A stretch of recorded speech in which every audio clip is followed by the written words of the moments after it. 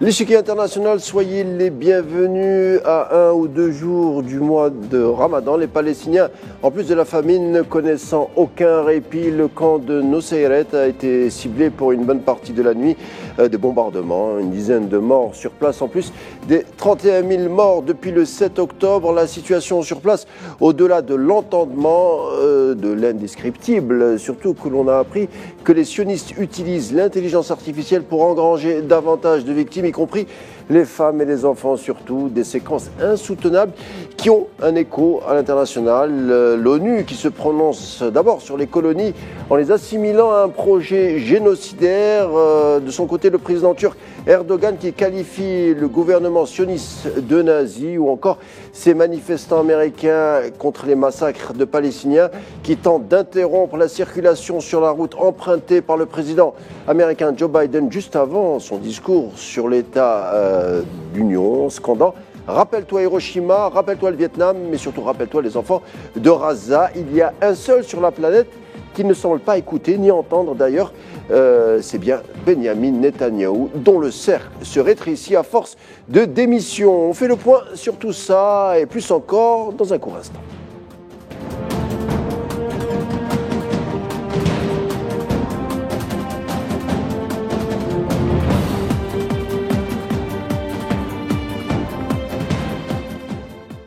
Situation à Gaza et cette entreprise de déshumanisation des Palestiniens qui sont à peine des statistiques, et encore, pour les officiels occidentaux, des images d'enfants, de femmes au bord de la famine, lesquelles n'émeuvent aucun dirigeant occidental, en tout cas pas assez pour au moins tenter une pression à l'endroit de Netanyahou. Justement, pour en parler, je reçois ce soir Jacob Cohen, auteur, spécialiste aussi de la question sioniste sous tous ses tifilins.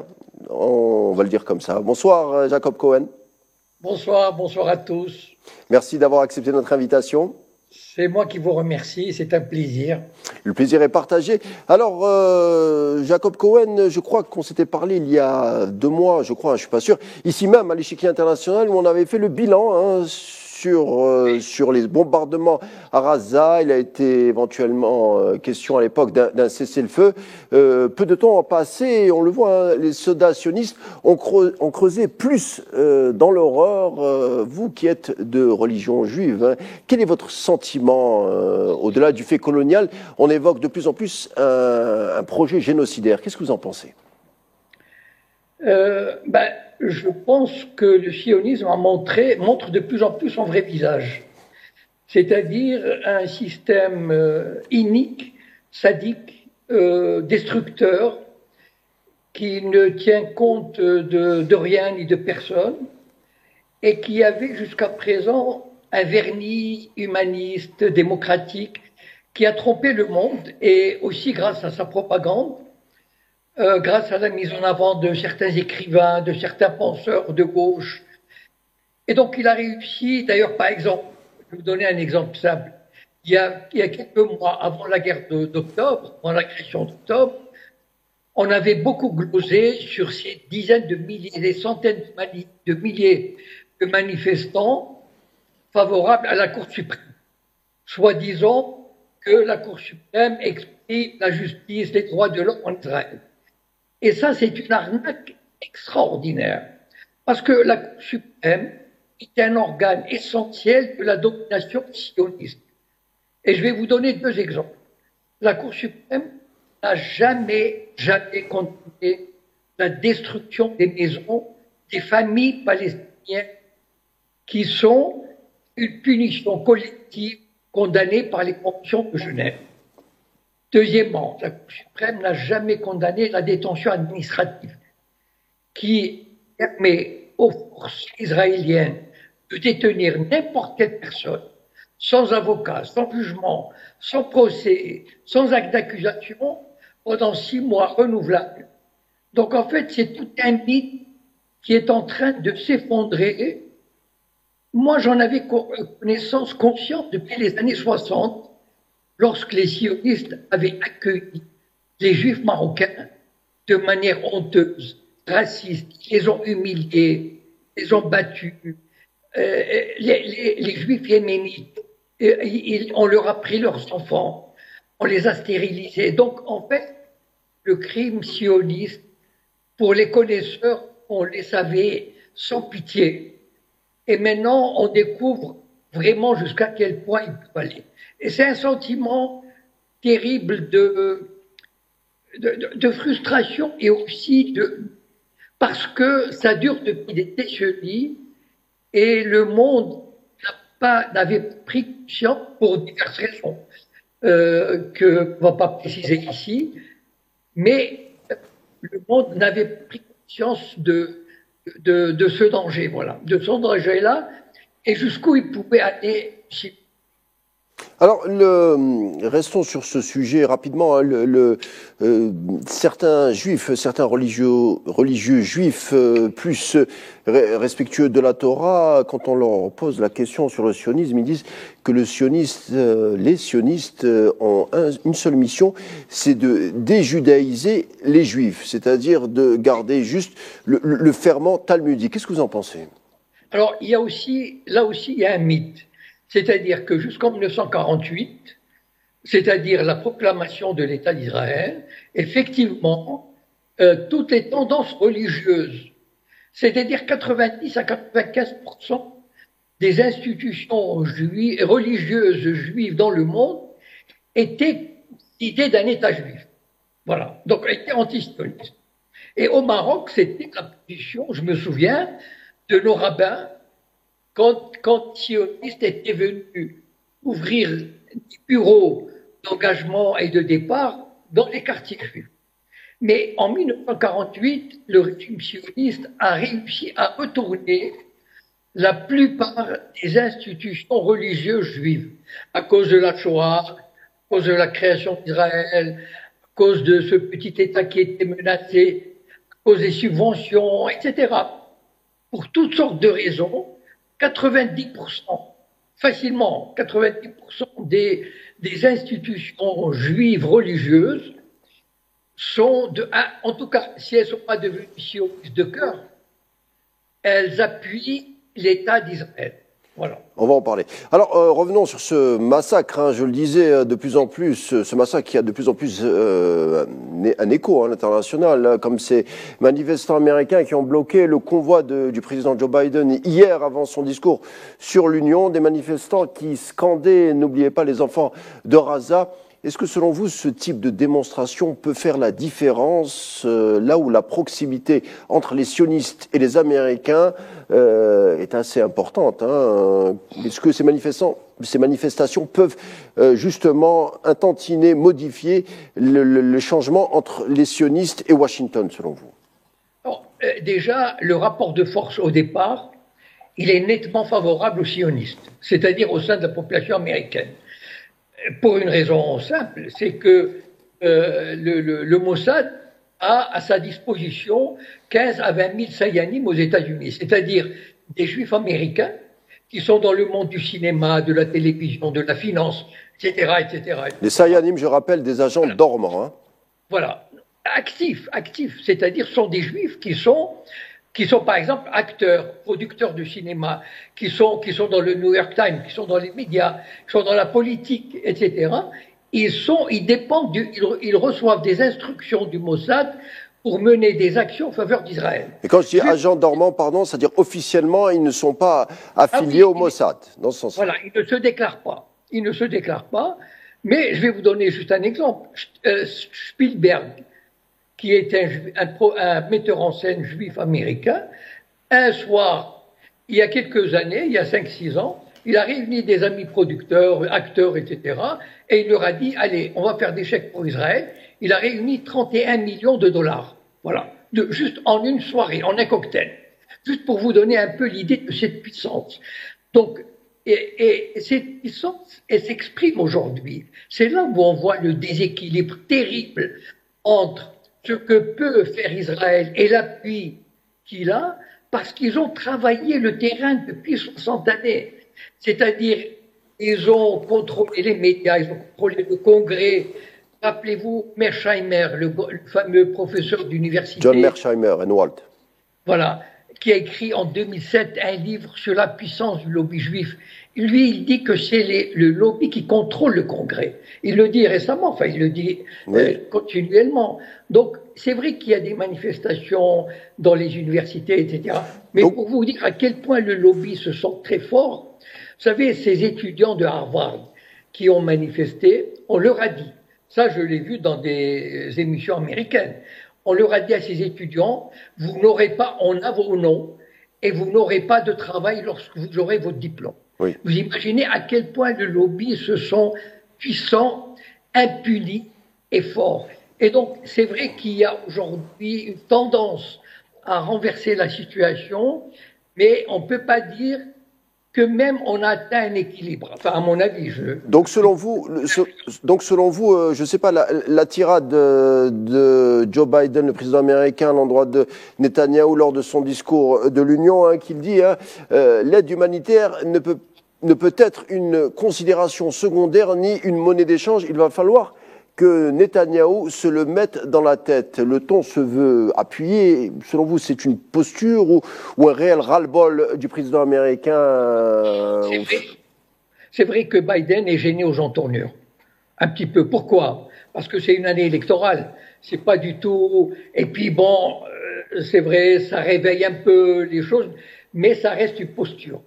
Voilà. Et donc...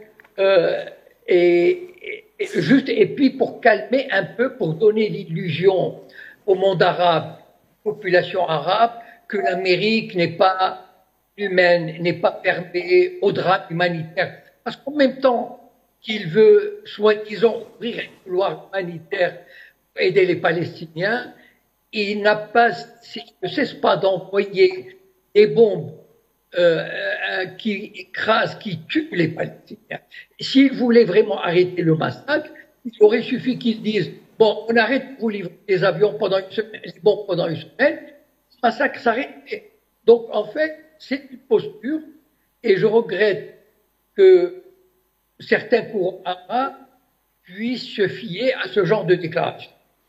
Alors Jacob Cohen, vous allez aussi nous éclairer sur un autre aspect. Il y a une vidéo qui fait polémique sur la toile, sur Internet. Hein. Il s'agit d'un rabbin très influent, directeur d'une yeshiva à Jaffa, le rabbin en question se nomme Eliyahu Mali, qui appelle à continuer le massacre. Les téléspectateurs pourront faire des recherches sur ce personnage, hein, donc je répète le nom, Eliyahu Mali, qui dit tout simplement qu'il faut continuer les massacres, y compris les bébés, car les bébés seront les combattants de demain. Et finalement, Jacob Cohen, Netanyahou n'est-il pas en train de tout simplement incarner un juif qui veut donner corps au Talmud, hein, le Talmud de Babylone, ou accomplir un autre projet, le projet eschatologique sioniste? Éclairez-nous afin qu'on comprenne. Ok, vous savez, la Bible est constituée de l'Ancien, enfin l'Ancien Testament est constitué de la Torah, et puis il y a la partie des prophètes et des juges. Et très souvent, c'était l'époque où les Juifs, le peuple juif, devait conquérir la terre promise, avec Josué, etc. Et il y a souvent ces références de prophètes qui disent aux rois, qui mènent, ou aux juges, qui mènent les combats contre des peuples ennemis, surtout détruisez l'ennemi, ne laissez même pas les bébés vivre, ni le bétail, ne laissez rien, détruisez tout, passez tout au fil de l'épée. Donc en fait, ce sont des notions qui ne sont pas du tout étrangères à la culture juive. Je vous rappelle que ces textes sont lus quotidiennement, enfin tous les Shabbats, tous les samedis dans les synagogues, et donc les Juifs sont pénétrés de cette idéologie. Moi, je viens d'un milieu religieux. Mais pardonnez-moi, Jacob Cohen, je vous laisse continuer, mais on dit, quand on étudie les religions, il y a l'esprit et la lettre, ce sont des littéralistes, c'est-à-dire qu'on n'est plus au temps biblique, on ne peut pas prendre ces textes au pied de la lettre, surtout qu'il y a débat, voilà. Mais je vous rappelle, par exemple, prenons un grand guide spirituel qui s'appelle Ovadia Yosef. Bon, les auditeurs peuvent taper sur Google Ovadia Yosef. Bon. C'était la plus grande autorité spirituelle séfarade d'Israël pendant 30 ans. Il est décédé il y a 5-6 ans. Tous les samedis soirs, il faisait un cours qui était diffusé au circuit télévisé fermé à travers le monde. Et il faisait des déclarations de ce genre. Les Arabes sont des phares, les Arabes sont des serpents venimeux, les Arabes ceci, les Arabes cela, etc. Et dans les prières quotidiennes, les Juifs récitent, écoutez, je viens d'un milieu religieux, Je vous en prie. je sais ce que je dis, donc, donc en fait, il y a une haine viscérale dans la Torah qui est contre l'égoïsme en général. Et donc, il y a une espèce de préparation spirituelle, religieuse, à ce qu'on voit aujourd'hui. Ça ne m'étonne pas du tout de la part des rabbins, et même de gens. Franchement, je viens de ce milieu et je reconnais que ça ne les dérange pas. Ils sont tellement imbus de leur supériorité de peuple élu, pour qui les goïms sont des moins que rien. Ils sont des préparés psychologiquement à cet état d'esprit.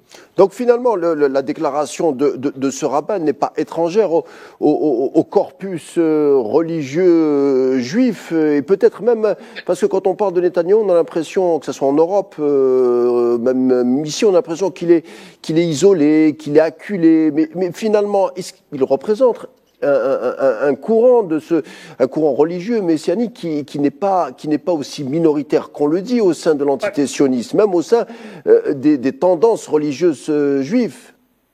Pas du tout. Effectivement, et d'ailleurs c'est une tendance qui est en train de prendre de l'ampleur en Israël et de s'affirmer. La différence avec ce nouveau gouvernement, c'est que ces tendances. Je vous rappelle le saut qu'a fait Israël, c'est que les Ben Gvir et l'autre, bon j'ai oublié son nom, c'est les deux, ils appartiennent à un parti qui s'appelle Kach. Et ce parti a été interdit pour cause de racisme. En 1990, il était interdit de représentation à la députation. Et aujourd'hui, il forme l'ossature à peu près 15% des députés, 10% des députés qui forment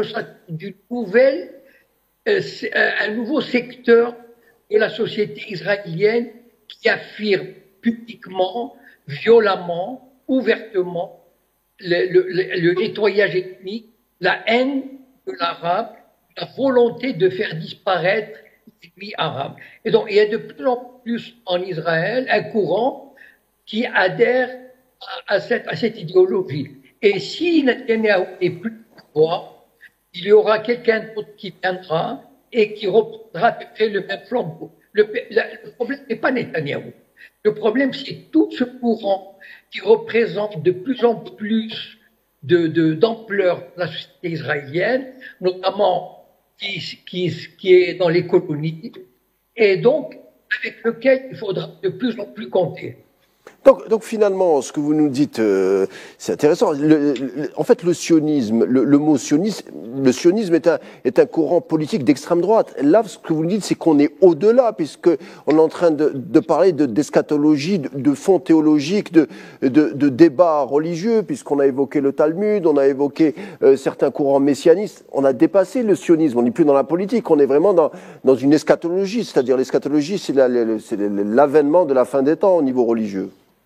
Non, je reviens d'abord au sionisme. Au départ, le sionisme, quand les sionistes, enfin les premiers, comme ils s'appelaient pionniers, dans les années 20, 1920, sont arrivés en Israël, ils étaient athées.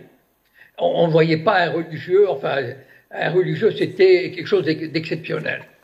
Mais ces religieux, ces militants athées, totalement athées, en général socialistes, communistes, anarchistes, ils avaient déjà la haine de l'arabe. Déjà, au départ, ils ne voulaient absolument pas le fusion d'un État juif était un État ethniquement pur, ça veut dire sans les Arabes. Racialiste.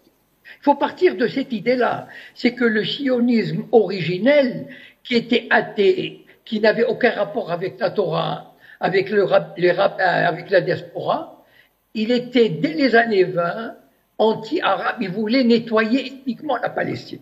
Donc, dès qu'il y avait cette idée, cette idéologie, et c'est un gouvernement socialo-communiste de 1948 qui a réalisé les nettoyages ethniques de 1948.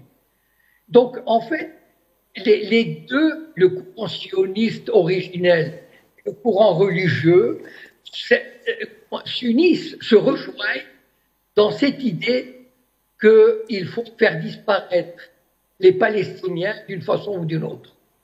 Mais justement, c'est-à-dire ce type de débat existe aux États-Unis, c'est-à-dire qu'on étudie la question de l'entité sioniste par le prisme religieux. C'est une notion qui n'existe pas en France. Hein. On ne parle parce qu'on estime, c'est un pays laïque, donc on n'évoque jamais ces sujets. En tout cas, on ne l'étudie pas par le prisme de la religion, en tout cas de l'eschatologie. C'est pas le fait du hasard, Jacob Cohen.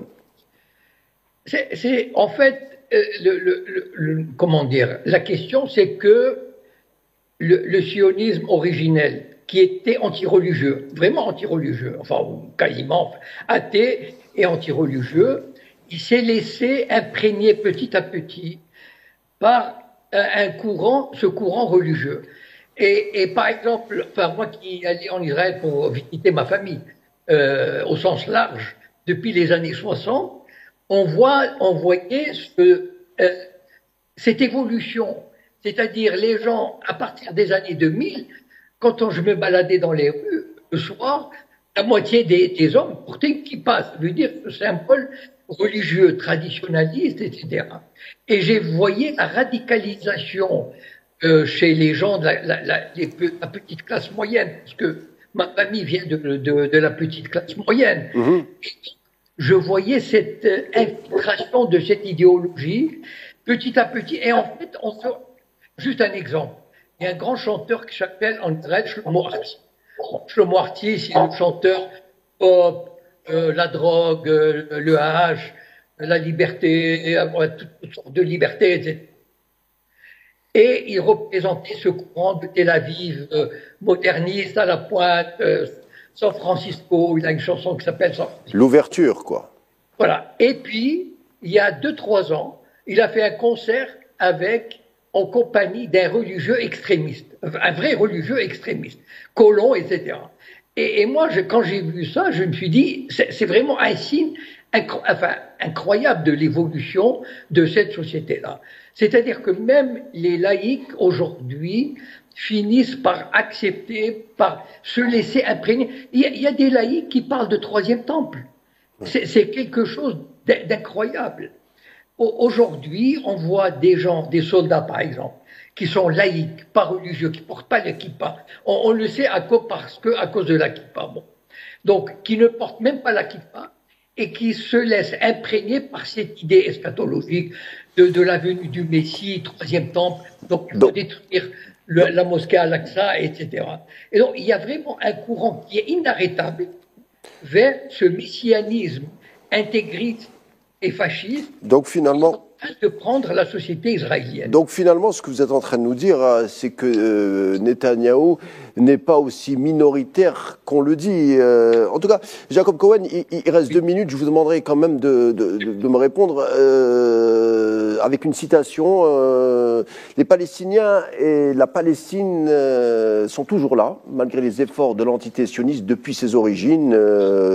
Pour s'en débarrasser, ils ont des bombardements, nettoyage ethnique, blocage au niveau de la communauté internationale. Enfin, le projet palestinien comme idée et comme mémoire, comme patrimoine, comme réalité est encore là. Souvent, on a tenté de l'enterrer, souvent on a tenté de le marginaliser, mais la Palestine et son peuple n'ont tout simplement pas disparu, Jacob Cohen. Comment vous l'expliquez? Eh bien, parce que la situation était telle que les sionistes sont des gens qui ont une certaine pratique. C'est-à-dire, jusqu'à présent, même à Netanyahou, moi, je prétendais, jusqu'à il y a quelques mois, que Netanyahou était quelqu'un de modéré. C'est-à-dire, quelqu'un qui avait le sens de la diplomatie, parce qu'il a étudié aux États-Unis, il a travaillé aux États-Unis, etc.